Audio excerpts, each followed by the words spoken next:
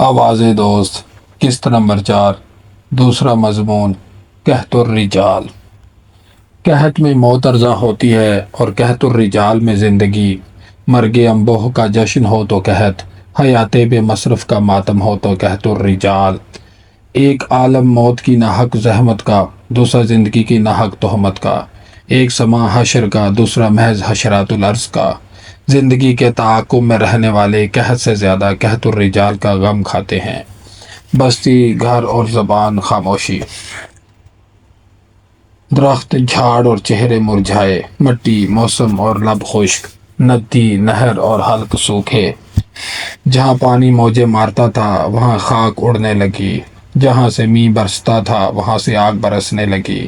لوگ پہلے نڈھال ہوئے پھر بے حال، آبادیاں اجڑ گئیں اور ویرانے بس گئے۔ زندگی نے یہ منظر دیکھا تو کہیں دور نکل گئی، نہ کسی کو اس کا یارہ تھا نہ کسی کو اس کا سراغ۔ یہ قحط میں زمین کا حال تھا۔ ابر دل کھول کر برسا، چھوٹے چھوٹے دریاؤں میں بھی پانی چڑھ آیا۔ دیکھتے ہی دیکھتے ایسا جل تھل ہوا کہ سبھی تر دامن ہو گئے۔ دولت کا سیلاب آیا اور قناعت کو خس و خاشاک کی طرح بہا کر لے گیا۔ علم و دانش دریا برد ہوئے اور ہوش و خیرت مے ناب میں غرق۔ دن ہوا و ہوس میں کٹنے لگا اور رات ناو و نوش میں۔ دن کی روشنی اتنی تیز تھی کہ آنکھیں خیرہ ہو گئیں۔ رات کا شور اتنا بلند تھا کہ ہر آواز اس میں ڈوب گئی۔ کاروان نے راہ میں ہی رخت سفر کھول دیا۔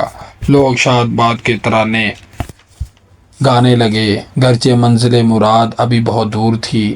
زندگی نے یہ منظر دیکھا تو کہیں دور نکل گئی، نہ کسی کو اس کا یارہ تھا نہ کسی کو اس کا سراغ۔ یہ قحط الرجال میں اہل زمین کا حال تھا۔ شاعر نے جو یہ حال دیکھا تو نوحہ لکھا: بے دلی ہائے تماشا کہ نہ عبرت ہے نہ ذوق، بے کسی ہائے تمنا کہ نہ دنیا ہے نہ دین۔ دل گرفتگی نے کہا ایسی شادابی اس ویرانی پر قربان، جہاں مادر ایام کی ساری دختران اعلیٰ موجود ہوں مگر وبائے قحط الرجال نہ ہو۔ اس وبا میں آدمی کا یہ حال ہو جاتا ہے کہ مردم شماری ہو تو بے شمار، مردم شناسی ہو تو نایاب۔ دل کی خاطر مجھے منظور تھی کہ اس کو آزردہ رکھنا کفر ہے۔ اس کی کشادگی کے بہت سے طریق ہیں جو موقع کی مناسبت سے اختیار کرتا ہوں۔ مجھے یاد آیا کہ دل جوئی کے لیے ایک بادشاہ چھپ کر اپنی پرانی پوستین سر آنکھوں سے لگاتا تھا۔ ہر شخص کے پاس اس کی پوستین ہوتی ہے مگر اکثر اس سے منکر ہو جاتے ہیں، کیونکہ اسے قبول کرنے کے لیے جس جرأت کی ضرورت ہوتی ہے اس کی کمیابی قحط الرجال کی پہلی نشانی ہے۔ خود فراموشی کے فریب سے بچنے کے لیے پوستین ہمیشہ سنبھال کر رکھنی چاہیے، اور جب دل تنگ ہو جائے یا سنگ بن جائے تو اس سے کشادگی اور گداختی مستعار لینی چاہیے۔ میرے پاس سر و چشم پرکھنے کے لیے چند چیزیں ہیں جو میں نے ایک بے رنگ آہنی صندوقچی میں رکھی ہوئی ہیں۔ پرائمری اسکول میں یہ میرا بستہ ہوا کرتا تھا، اب اس سے بہت سے کام لیتا ہوں۔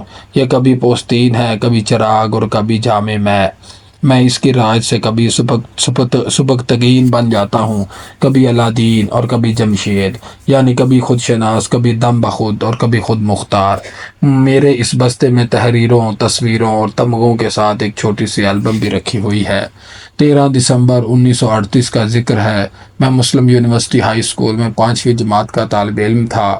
والد محترم نے فرمایا کہ آج ایک چینی مسلمان عالم ہمارے گھر چائے پر آئے گا، مجھے چاہیے کہ اس سے ملوں اور اس کے آٹوگراف حاصل کروں۔ مہمان کی آمد کی وجہ سے گھر میں سب مصروف تھے، مگر اس تجویز کے بعد میری مصروفیت دوسروں سے کچھ زیادہ بڑھ گئی۔ نہ میرے پاس آٹوگراف البم تھی، نہ آٹوگراف حاصل کرنے کا تجزیہ۔ میں اس کے آداب سے بالکل ناواقف تھا اور واقفیت حاصل کرنے کے لیے صرف 2 گھنٹے ملے تھے۔ میں بازار گیا۔ ورما فوٹوگرافر کے ہاں بہت سے البم پڑے تھے۔ مجھے نیلے رنگ کی یہ چھوٹی سی آٹوگراف البم پسند آئی، جس میں مختلف رنگوں کے صفحات لگے ہوئے تھے اور جلد پر البم کا لفظ سنہرا چھپا ہوا تھا۔ اس کی قیمت صرف 6 آنے تھی۔ اس وقت بھی وہ البم مجھے قیمتی لگی اور میں آج بھی اسے بیش قیمت سمجھتا ہوں۔ البتہ ان دنوں وجہ کچھ اور تھی اور ان دنوں کچھ اور۔ سپہر جب میں نے نامانوس خال و خط کے مہمان کے سامنے اسے پیش کیا تو بڑی مانوس مسکراہٹ اور شفقت سے انہوں نے میری طرف دیکھا، کچھ باتیں ابا جان سے کیں اور قلم ہاتھ میں لے کر چینی زبان میں 3 سطریں لکھیں۔ پھر ان کا لفظی ترجمہ انگریزی میں کر دیا اور دستخط کر کے البم مجھے واپس کر دی۔ میں بہت خوش ہوا، حالانکہ نہ چینی سمجھ میں آئی نہ انگریزی۔ ہر اچھے آدمی کے گرد ایک حالہ ہوتا ہے، اس کے نزدیک جائیں تو دل خود بخود منور ہو جاتا ہے۔ آج میں روشنی کے اس حلقے میں پہلی بار داخل ہوا، اپنے اندھیرے چھٹتے ہوئے محسوس ہوئے۔ یہ خوشی کے ساتھ تعجب کی بات بھی تھی۔ اس چینی پروفیسر نے چینی زبان میں لکھنا شروع کیا تو مجھے حیرت ہوئی کہ سطریں اوپر سے نیچے کی طرف آتی ہیں۔ حیرت اس وقت دور ہوئی جب یہ سمجھ میں آیا کہ ہر اچھی بات الہامی ہوتی ہے اور الہام نازل ہوا کرتا ہے۔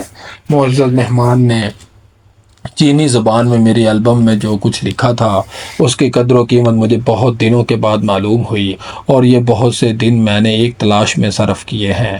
محمد ابراہیم شاکیو چین تو دستخط کرنے اور چائے پینے کے بعد رخصت ہو گئے۔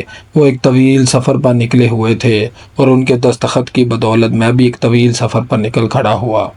میرا یہ سفر آج بھی جاری ہے۔ شروع میں یہ بات بڑی آسان لگی کہ کسی بڑے آدمی کے دستخط کے حاصل کیے جائیں، مگر جو ہی میں نے دوسرا ورق الٹا اور سوچنے لگا کہ اب کس کے آٹوگراف لیے جائیں تو بات ہاتھ سے نکل گئی۔ میں نے والد محترم سے رہنمائی چاہی تو ہدایت ملی کہ آٹوگراف البم کے صفحات ہوں یا زندگی کا ورق سادہ، انہیں یوں ہی نہیں بھرنا چاہیے۔ جاؤ نگہ انتخاب کو کام میں لاؤ۔ بڑے آدمی زندگی میں کم اور کتابوں میں زیادہ ملیں گے۔ ان سے تعارف کے لیے کارلائل سے مدد مانگو، ان سے ملاقات کے لیے پلوٹارک کے پاس جاؤ، ان کو سمجھنے کے لیے سادی سے لے کر سمائل تک سب کے دروازے پر دستک دو۔ راہ کا نشان اتنے واضح ملا تو سفر شروع ہو گیا۔ پہلی منزل نہ عظیم مصنف تھے نہ ضخیم کتابیں۔ یہ سفر تو بچوں کی کہانیوں کی چھوٹی سی پگ ڈنڈی پر شروع ہوا۔ اسکول میں انعام تقسیم ہوئے تو ایک کتاب جس کا عنوان بہادر لڑکا تھا میرے حصے میں آئی۔ یہ ایک ولندیزی بچے کی کہانی تھی جو سرما کی ایک شام سمندری پشتے پر جا رہا تھا کہ اس کی نظر ایک چھوٹے سے سوراخ پر پڑی۔ اس نے سوچا کہ اگر وہ گاؤں جا کر اس کی خبر کرے گا تو اتنی دیر میں پانی کے زور سے پشتے میں شگاف ہو جائے گا، اور پھر وہ ساری بستیاں اور وہ سارے کھیت جو سطح سمندر سے نیچے ہیں غرق ہو جائیں گے۔ وہ اس سوراخ پر ہاتھ رکھ کر بیٹھ گیا۔ رات آئی تو وہ اسی حالت میں سو گیا۔ پہلی سردی اور پھر موت سے اس کا جسم اکڑ گیا، مگر ننھا سا ہاتھ جوں کا توں پشتے کے چھوٹے سے سوراخ پر رکھا رہا۔ صبح ہوئی تو لوگوں نے دیکھا کہ ان کا محسن ایک بہادر لڑکا ہے۔ میرے سفر کی یہ پہلی منزل تھی۔ اس کا نقش دوسری ساری منزلوں سے گہرا اور روشن ہے۔ یہ منزل جرأت اور قربانی کی منزل تھی۔ اس کے بہت سے نام ہیں اور وہ نام جس سے اس کی ساری عظمتیں عیاں ہوتی ہیں شہادت کہلاتا ہے۔ بہادر لڑکے کی کہانی بچوں کے لیے تھی اور ایک بچے نے اسے پڑھا تھا۔ وہ بچہ یہ سمجھا کہ جرأت کے اظہار کے لیے جو مقامات درکار ہیں وہ صرف دوسرے ملکوں میں ہوا کرتے ہیں، جیسے ہالینڈ میں سمندر کو روکنے والے پشتے۔ وقت گزرا تو یہ عقدہ کھلا کہ دنیا کا ہر ملک سطح سمندر سے نیچے آباد ہے۔ آبادی اور سمندر کے درمیان پشتے بنے ہوئے ہیں، نئے اور پرانے، پائیدار اور ناپائیدار۔ ان میں جو پشتے دین اور سیاست کے ریختہ اور بدن کے لہو اور قلم کی سیاہی کے آمیختہ سے بنے ہوں اور جن کی حفاظت بصیرت اور فکر فردہ کے سپرد ہو، صرف وہی پشتے مضبوط اور مستحکم ہوتے ہیں۔ پشتے خواہ کتنے ہی پائیدار کیوں نہ ہوں، ان کی حفاظت پشت در پشت اور لمحہ بلمحہ کرنی پڑتی ہے۔ اگر ان میں چھوٹا سا سوراخ ہو جائے تو اسے شگاف بننے میں دیر نہیں لگتی۔ سوراخ بند کرنے کی ترکیب بہادر لڑکے کی کہانی میں درج تھی، اور شگاف کی تباہیوں کا حال تاریخ کی کتابوں میں درج ہے۔ تاریخ کو غور سے پڑھا تو وہ پشتوں اور شگافوں کی داستان نکلی۔ ایک ورق سب کے عزم و ہمت اور دوسرا ورق درس عبرت۔ پشتے کے بارے میں تاریخ کہتی ہے کہ مضبوط ہو تو سمندر کو روکنے والی چٹان، اور نازک ہو تو چینی کا بیش بہا گلدان۔ گلدان کی داستان بھی سن لیں۔ کہتے ہیں ایک خاندان میں چینی کا ایک قیمتی اور قدیمی گلدان ہوا کرتا تھا۔ ایک لاؤبالی نوجوان نے بوڑھے جد سے اس کی اہمیت کے بارے میں پوچھا۔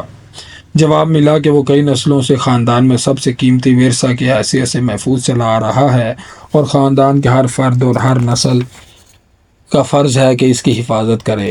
نوجوان نے کہا اب اس کی حفاظت کا تردد ختم ہوا، کیونکہ چینی کا وہ گلدان موجودہ نسل کے ہاتھ سے پھسل کر فرش پر گرا اور چکنا چور ہو گیا۔ بوڑھا بولا حفاظت کا تردد ختم ہوا، ندامت کا دور کبھی ختم نہ ہوگا۔ جرأت کی طرح قربانی کے بارے میں بھی پہلے غلط فہمی ہوئی۔ خیال تھا کہ یہ گزرے ہوئے زمانے میں کسی زرہ پوش اور کفن بردوش جذبے کا نام تھا، اور اس زمانے میں جنگ کے لیے ڈھال، تلوار اور یہ جذبہ کام آتا تھا۔ اب چونکہ ڈھال اور تلوار کا زمانہ نہیں رہا، اس لیے قربانی کی بھی چندہ ضرورت نہیں ہے۔ جنگ کے بارے میں میری واقفیت واجبی تھی۔ میرا اندازہ یہ تھا کہ جنگ صرف پہلے زمانے میں ہوتی تھی جب آدمی غیر مہذب اور بہادر تھے، اور اب اس کی ضرورت نہیں رہی کیونکہ آدمی مہذب اور بزدل ہو گیا ہے۔ پہلے جنگ عظیم کا ذکر کان میں پڑا تو خیال میں صرف اتنی ترمیم ہوئی کہ اگر موجودہ دور میں بھی جنگ کا کوئی وجود ہے تو وہ دور دراز کے علاقوں میں ہوگا، اور ہمارے علاقے کے بارے میں راوی جب بھی لکھے گا چین لکھے گا۔ وقت گزرا تو یہ غلط فہمی بھی دور ہوئی۔ معلوم ہوا کہ جنگ تو ہر وقت اور ہر جگہ جاری ہے، اور اس کے وار سے نہ کوئی خطہ خالی ہے اور نہ کوئی لحظہ فارغ۔ اس جنگ میں ہر قدم پر قربانی دینی پڑتی ہے، اور اس کی بھی مختلف صورتیں ہوتی ہیں۔ انتہائی صورت شہادت ہے، مگر بعض لوگوں کی قسمت میں ایسی زندگی لکھی جاتی ہے کہ وہ جیتے جی شہید ناز ہو جاتے ہیں۔ اس قبیلے کے لوگ زندہ شہید کا درجہ رکھتے ہیں، اور ان کے امام کا نام احمد بن حنبل ہے۔ مامون کے عہد میں امام احمد بن حنبل کی مشقیں کسی گئیں۔ معتصم کے عہد میں انہیں کوڑے مار کر بے ہوش کرتے اور تلوار کی نوک چبھ ہو کر ہوش میں لاتے۔ واسی کا عہد آیا تو انہیں قید تنہائی کی سزا ملی۔ پیرانہ سالی آئی تو ابتلا کی جگہ اس احترام نے لے لی جو 1000 برس گزرنے کے باوجود لوگوں کے دلوں میں تازہ ہے۔ قیامت آئے گی تو کیا عجب کہ جہاں پیشانی سجدے کے نشان سے منور ہوگی، وہاں پشت دروں کے نشان سے روشن تر ہو جائے۔ وہ پشت جسے بعض حاکم درے لگانے کے لیے استعمال کرتے ہیں، اس پر لوگ خوشی سے کئی نسلوں اور کئی صدیوں کا بوجھ اٹھا لیتے ہیں۔ دراصل جرأت ایک کیفیت ہے اور قربانی اس کیفیت پر گواہی ہے۔ جرأت ایک طرز اختیار کا نام ہے اور قربانی ایک طریقے ترک کو کہتے ہیں۔ اس ترک و اختیار میں بسر ہو جائے تو زندگی جہاد اور موت شہادت کا نام پاتی ہے۔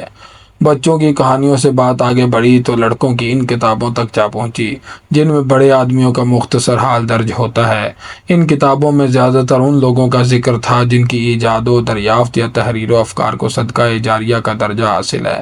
یہ ایک طویل قطار ہے، ازل سے ابد کی طرف رواں، جس میں ہر مکان اور ہر زمان کے لوگ ایک دوسرے کا ہاتھ تھامے ہوئے ہیں۔ اس سلسلے کے دونوں سرے کسی کو ڈھونڈے سے نہیں ملتے۔ ایک سرا ماضی میں گم اور دوسرا مستقبل میں پوشیدہ۔ جس مقام کو حال کہتے ہیں وہاں ایک بھیڑ لگی ہے، کوئی چاند پر چڑھ رہا ہے تو کوئی قلب بیمار کی گہرائیوں میں اتر رہا ہے۔ اس بھیڑ میں سب کے چہرے شناخت کرنا، یہ سب کے نام یاد رکھنا مشکل ہے۔ یہ لوگ بھی عجیب ہیں، ان کو اس بات سے ہرگز کوئی دلچسپی نہیں کہ وہ یاد رکھے جائیں گے یا بلا دیے جائیں گے۔ غرض ہے تو صرف یہ کہ اس بے ٹھپ دنیا کو کیوں کر ٹھپ پر لایا جا سکتا ہے۔ ان میں سے ہر شخص نے دنیا کو جس حال میں پایا اس سے بہتر حال میں چھوڑا، اور یہی بات انہیں عام آدمی سے ممتاز کرتی ہے۔ یہ لوگ فرہاد کے قبیلے سے تعلق رکھتے ہیں۔ ان کی ساری عمر پہاڑ کھودتے اور نہر نکالتے گزر جاتی ہے۔ اس نفسا نفسی کی دنیا میں جہاں ہر شخص صرف اپنے لیے زندہ ہے، یہ فرہادی گروہ دوسروں کے لیے زندگی لٹا دیتا ہے۔ یہ لوگ دنیا بھر کی مصیبتیں نقد حیات کے عوض خرید لیتے ہیں، اور پھر بھی اس سودے میں انہیں خسارہ نہیں ہوتا۔ یہ گروہ نہ ہوتا تو دنیا غیر آباد ہوتی، اور یہ گروہ ناپید نہ ہوا تو انسان ماوراء میں بھی ایک نئی دنیا آباد کرے گا۔ اس گروہ کے افراد مختلف زبانیں بولتے ہیں، مگر ان کا ترانہ فارسی زبان میں لکھا ہوا ہے۔ اس کے 3 شعر مجھے یاد ہیں۔ تو شب آفریدی چراغ آفریدم، سفال آفریدی ایاغ آفریدم، بیابانوں کوہسارو راگ آفریدی، خیابانوں گلزارو باغ آفریدم، من آنم کے از سنگ آئینہ سازم، من آنم کے از زہر نوشینہ سازم۔